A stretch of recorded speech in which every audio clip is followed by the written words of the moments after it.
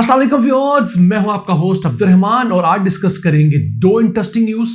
आज की पहली खबर, पाकिस्तान और उज़्बेकिस्तान के दरमियान एक अहम मुआहिदा साइन हुआ है जिसके तहत दोनों ममालिक बाहमी तिजारत को $1 अरब तक बढ़ाएंगे और ये पाकिस्तान का किसी भी सेंट्रल एशियन मुल्क के साथ पहला तिजारती मुआहिदा है।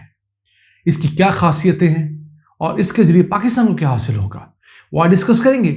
जबकि आज की दूसरी खबर, मौजूदा हुकूमत ने बिलाखिर इमरान खान दौर का बंद किया हुआ एक और मंसूबा रिवाइव करने की मंजूरी दी है और वो मंसूबा था मुर्गी पाल स्कीम, जिसके तहत गरीब और देहात में रहने वाले कमज़ोर घरानों को सब्सिडाइज रेट पर देसी मुर्गियाँ दी जाती थीं और वो अपने घर के किचन वेस्ट को इस्तेमाल करके उन मुर्गियों को डालकर उन्हें पालते थे और उनसे गोश्त और अंडे हासिल करते थे।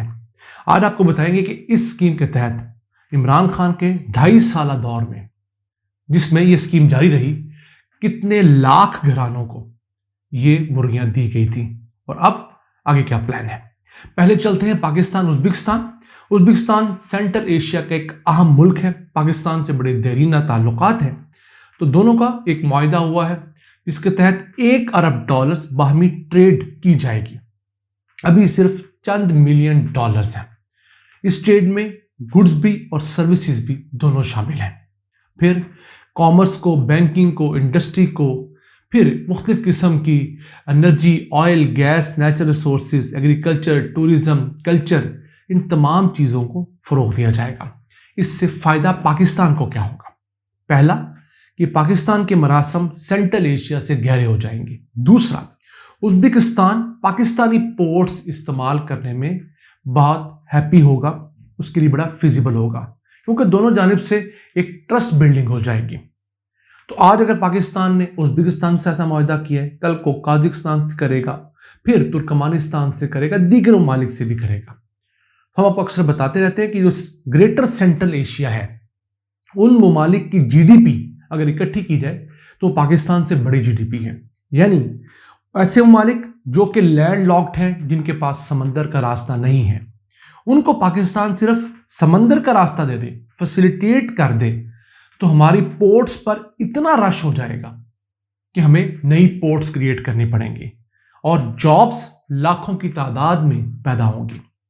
हमारे पास पाकिस्तान से ज़्यादा बड़ी इकॉनमी मौजूद है जो हमारा रास्ता इस्तेमाल करना चाहती है, जिनके पास समंदर नहीं है। हम उनको रास्ता न जाने गुज़िश्ता 76 सालों में ज़ुबानी जमा खर्च के अलावा क्यों ना दे सके। अब वक्त आ गया है कि हम आगे बढ़ें, इन तमाम ममालिक की नीड्स को देखें और फौरी तौर पर अमल करते हुए उनको तमाम फैसिलिटीज़ दें। वैसे पाकिस्तान में माशाल्लाह मोटरवेज़ का नेटवर्क तकरीबन मुकम्मल हो गया है। सिर्फ Hyderabad Sukkur motorway under construction है।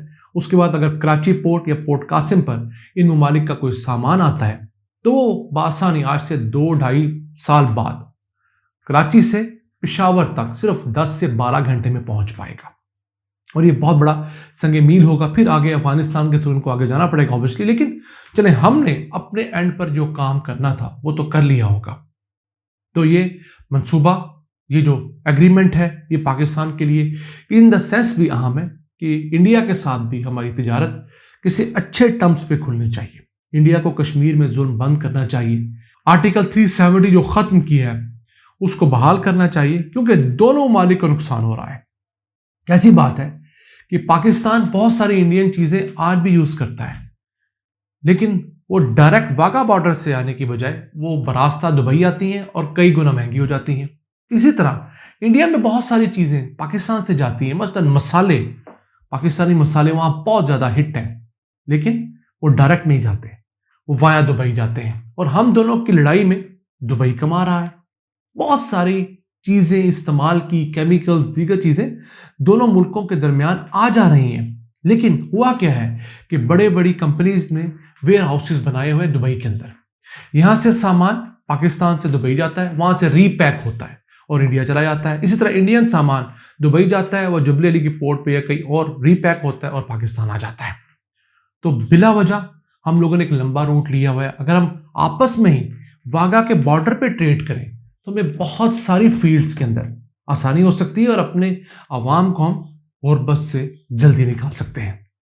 آئیے چلتے ہیں آج کی دوسری اہم خبر، مرغی پال اسکیم، جس کا آغاز تو 2019 میں کیا گیا۔ مقصد یہ تھا کہ دیہی اور جو قصبوں کے ہمارے رہنے والے غریب بھائی بہن ہیں ان کو نیوٹریشن کا ایک سورس مہیا کیا جائے اور پورا ایک پیک دیا جائے جو کہ مرغیاں ہوگا، جس میں 5 مرغیاں اور 1 مرغا ہوتا ہے۔ ان کو یہ پورا ایک سیٹ دے کر اور ان کو تھوڑا ٹرین کر کے یہ بتایا جائے کہ آپ نے اپنا کچن ویسٹ ہی ان کو ڈالنا ہے، جو پھلوں سبزیوں کے جو چھلکے ہیں اور دیگر چیزیں وہ آپ ان مرغیوں کو ڈالیں گے، ان سے مرغیاں پل جائیں گی اور اس کے عوض یہ آپ کو گوشت بھی دیں گی، انڈے بھی دیں گی، اور ان انڈوں کو آپ خود بھی یوز کر سکتے ہیں، بیچ کر پیسے کماتے ہیں۔ تو خبر یہ ہے کہ 2.5 سال یہ جو اسکیم جاری رہی 2022 کے مڈ تک، اس دوران اس اسکیم کے تحت 33 لاکھ گھرانوں کو یہ مرغیوں کے سیٹس دیے گئے۔ بہت بڑا امپیکٹ اگر دیکھا جائے تو، کیوں؟ یہ 30% کم ریٹ پر مل رہے تھے مارکیٹ میں۔ لیٹ سپوز اگر 1500 کا ریٹ ہے تو 1180 روپے کا، 1150 روپے کا دیا جا رہا تھا، اور پھر وہ لوگ اس سے مزید انڈے لے کر، مزید بچے لے کر مارکیٹ میں فروخت کر رہے تھے۔ تو جو ایک کنٹری چکن ہوتی ہے یا دیسی مرغی ہوتی ہے، اس کا ٹرینڈ دوبارہ ریوائیو ہو رہا تھا، جو آہستہ آہستہ ہمارے ہاں گھٹ رہا تھا، اور ان گھرانوں کے لیے ایک نیا سورس آف انکم بن گیا تھا۔ ابھی جو مرغیاں دی گئیں، یہ مرغیاں اوسطاً سالانہ 365 میں سے 250 دن انڈے دیتی ہیں، جبکہ مارکیٹ سے جو آپ مرغی لے کر آتے ہیں اگر انڈے دینے والی، تو اس کا کچھ پتہ نہیں ہوتا وہ کتنے انڈے دے گی۔ بھی انڈے دیتی بھی ہے، نہیں بھی دیتی، اور اکثر بہت کم دیتی ہے۔ جو ہماری نیشنل جو دیسی بریڈ ہے مرغیوں کی پرانی، وہ 50-60 انڈے دیتی ہے پورے سال میں، وہ وائبل نہیں ہے۔ یہ 250 دن انڈے دیتی ہے۔ آپ کو پتہ ہی ہے اس دفعہ تو دیسی انڈا 50 روپے کا بک گیا۔ تو جس کے گھر میں 5 مرغیاں ہیں اور اگر وہ 3 انڈے بھی دیتی ہیں، ان میں سے 3 بھی انڈے دیتی ہیں روزانہ، 2 نہیں بھی دے رہی، تو دیکھیے اس کے پاس 150 روپے کی ایکسٹرا انکم ہے غریب گھرانے کے لیے۔ اور کھانا کیا ہے؟ اسی گھر کا کچن کا ویسٹ، سبزیوں پھلوں کے چھلکے، چائے کی پتی وغیرہ۔ تو یہ پروڈکٹ جو ہے بیسیکلی اس شرافیہ کے لیے نہیں تھا، بڑے لوگوں کے لیے، ہم شہروں میں رہنے والوں کے لیے ڈائریکٹلی نہیں تھا، تو ہم نے اس کے لیے آواز بھی بلند نہیں کی۔ تو ہوا کیا؟ جو پنجاب کا پولٹری سیکٹر ہے، سرکاری لائف اسٹاک ڈپارٹمنٹ ہے، اس نے پھر بتایا حکومت کو کہ جناب اگر آپ یہ پروڈکٹ کنٹینیو نہیں کریں گے تو ہمارے 12 پولٹری فارمز کے اندر ہم نے جو چکنز ریئر کی ہوئی ہیں یا باقی جو انفراسٹرکچر بنایا وہ سارا کا سارا تباہ ہو جائے گا اور آپ کو کروڑوں اربوں روپے کا نقصان ہوگا۔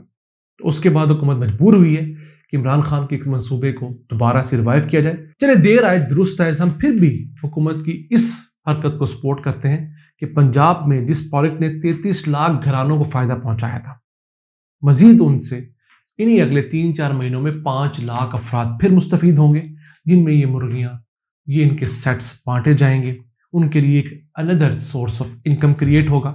اور ایک عرض ہم ہمیشہ کرتے ہیں حکومت سے، لائف اسٹاک ڈپارٹمنٹ سے، کہ اب ان دیسی مرغیوں کو شہروں تک پہنچانے کے لیے بھی ایسی سرٹیفائیڈ سپلائی چین ہونی چاہیے کہ ہمیں پتہ لگے کہ واقعی یہ مرغی کسی گھر میں پالی گئی ہے، کسی فارم میں عام کمرشل فیڈ پر نہیں پلی ہوئی۔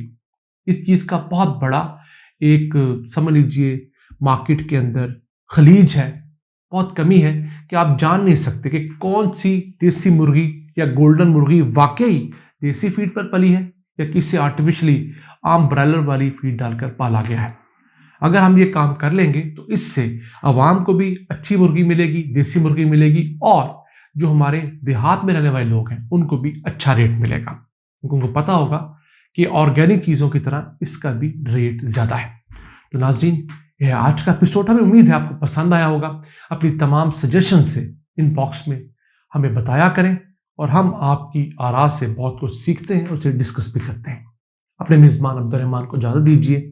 اللہ نگہبان۔